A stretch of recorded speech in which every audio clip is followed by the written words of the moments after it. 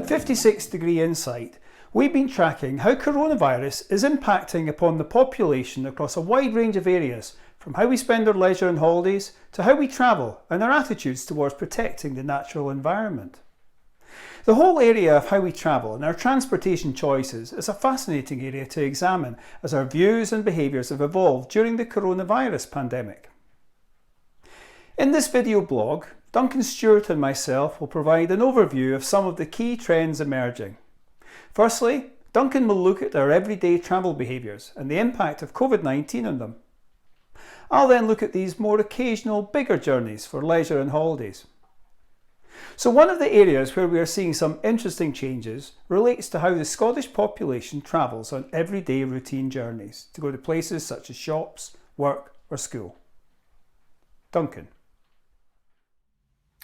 The changes we've all had to make as a result of lockdown restrictions has clearly had an impact on the amount that we've been able to travel, including local routine journeys. This mobility data from Google clearly shows how the numbers of journeys taken for shopping purposes plummeted to well below the pre-lockdown average as lockdown rules were imposed. The red line shows what is defined as essential trips to buy groceries, while the green line shows trips to other types of shops such as retail parks. The blue line shows trips to workplaces with fluctuations by day of the week. In this example, we are looking at mobility in our home city of Edinburgh, but the pattern is very similar across the country. What's notable in this recently released data from late July is how the numbers of journeys being taken for these purposes continues to be much lower than the pre-COVID-19 baseline, even though many of the initial lockdown rules put in place have been eased and many more businesses have now reopened. A survey we conducted for Scottish Natural Heritage at the start of June found that many Scots had noticed some benefits associated with these reduced levels of traffic. Almost 3/4 had noticed a reduction in noise levels, 61% had noticed a reduction in pollution in their local area, and a significant minority, 42%, stated that they had enjoyed not using their car so much. This view was particularly likely to be held by people with children in their household. In the same survey, we asked Scots about their hopes for the future, thinking ahead to a time when lockdown rules would be fully eased. We found that at this point, when we undertook the research in early June, many people expressed a hope that after lockdown they would be able to make longer term changes for the better. Most notably, 63% of the population agreed that after lockdown was over, they would like to be able to continue to travel less for non-essential journeys, and 58% said that they would like to try to cycle more rather than use their car. People aged between 25 and 44 were particularly likely to express these hopes. And while these findings are notable, they aren't entirely surprising, as to some extent they reflect the opinions expressed in previous research we've undertaken prior to the coronavirus crisis. In a survey we conducted for Pass for All in 2019, we asked 1,000 Scots to imagine they were moving house and to tell us how important different types of transport connections would be for them in this imaginary scenario. Notably, the ability to walk directly from home to places such as shops and transport hubs was rated as important by much higher percentages of the population than having convenient places to drive to. However, the same survey also found that as things stand, based on where people currently live, the amount of time it would actually take to reach these types of places on foot was typically further than most people would be willing or able to walk. Taken together, these insights suggest that more action needs to be taken to improve local infrastructure to provide greater connections between where people live, path networks and public transport hubs, and the demand for these connections is greater now than ever before. We'll be continuing to track the impacts of coronavirus on how the population behaves and feels, including a follow-up wave of research for Scottish Natural Heritage later this year. Thank you, Duncan. So, some interesting trends in everyday travel choices, but what about the more occasional and often bigger journeys, trips for holidays or even day trips further afield? How has coronavirus impacted on choices in these scenarios? In late April, we launched the Scottish Tourism Index to track the opinions and views of the Scottish population during the period of COVID-induced lockdown on future holidays and leisure plans. Once it became possible to take holidays again, what impact would the virus have had on their choices, their planning, their decision making? A big element of holiday planning, we all know, relates to how to travel to the end destination. So in May and June, we asked a series of questions around the extent to which travel overseas was likely to be part of their plans when lockdown was eased. Generally, we saw that for most Scots, travel outside of Scotland, even south of the border, was going to be very limited indeed, with little appeal amongst most Scots for these kinds of trips anytime soon. Instead, there was a much greater desire for home holidays or staycations. So how did this come through in terms of transport choices? Well, as I said earlier, transport choice plays a big part in the choice of holiday and destinations that might be considered.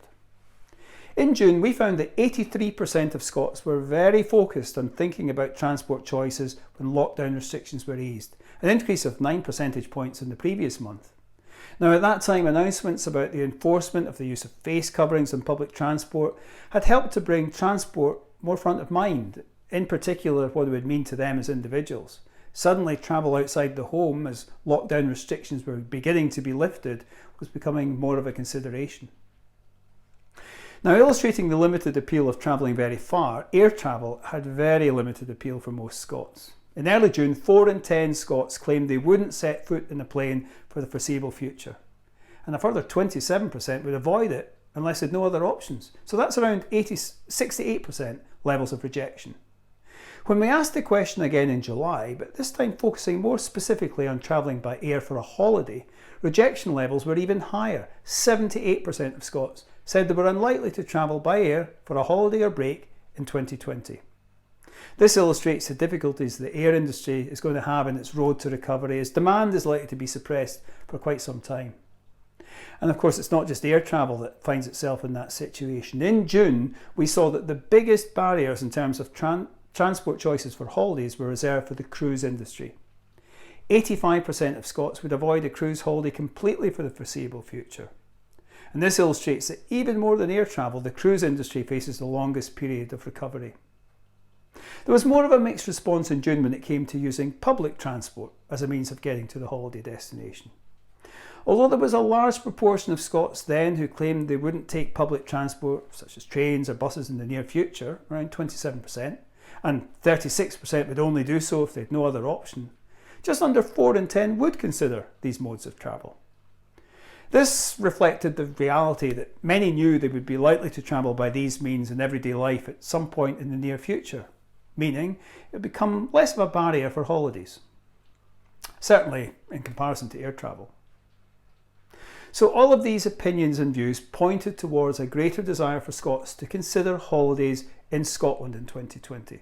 Somewhere that's fairly close to home, we could get away from it all, but feel relatively safe and be in familiar environs. And the desire for safety and feeling secure was also reflected in the types of transport they would consider as a means of getting to their Scottish holiday destination and to travel around when they're there. But let's take a step backward first though. What types of transport are normally used on domestic holidays in Scotland? Well, it has to be recognised that the private car is the most used type of transport on a Scottish holiday. Typically, around 2/3 travel by this means, and a further 3% use a hire car to get around. 6% of visitors travel by plane, though obviously they are largely from south of the border, and 4% are on coach tours. Public transport is largely dominated by rail, 13% use trains, while 3% use public buses. But how did Scots feel the pandemic would impact their transport choices on a post-lockdown Scottish holiday? Well, we found that there is undoubtedly a move away from public services to using their own forms of transport. Therefore, the dominant car is likely to become even more dominant in Scottish holidays in 2020. Half of Scots are now more likely to use their own car than before to get to their destination and during that holiday. Active travel options such as walking and bicycle are likely to be much more popular while on holiday now too than before. 34% more likely to go walking, while 38% likely to use bicycles. Camper vans are the only other transport type likely to see increased usage. All others have lower appeal. Public transport such as trains and buses show a net decrease in appeal and likely usage of -30% and -42% respectively, while both ferries and hire cars also have a net lower likelihood to be considered. Not surprisingly, of course, air travel is even less likely than before. However, the net deficit of minus 51% is likely to be extremely worrying for the coach tour industry, likely to be driven down by empty nesters who are the core market but less likely to be considering taking holidays at all. In summary then, there's a lot of talk about getting things back to normal.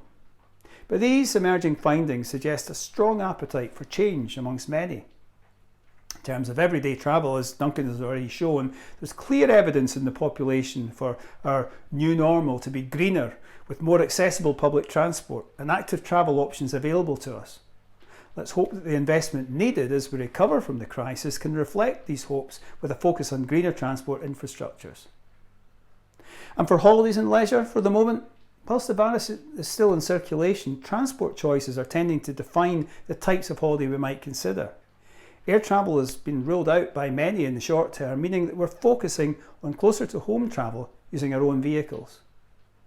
Whilst the operators of public transport are doing a sterling job making buses and trains as safe as possible, the increasing desire for a greener transport infrastructure understandably seems to be on hold for many just now when it comes to holidays, as we seek the safety of our own personal travelling environments.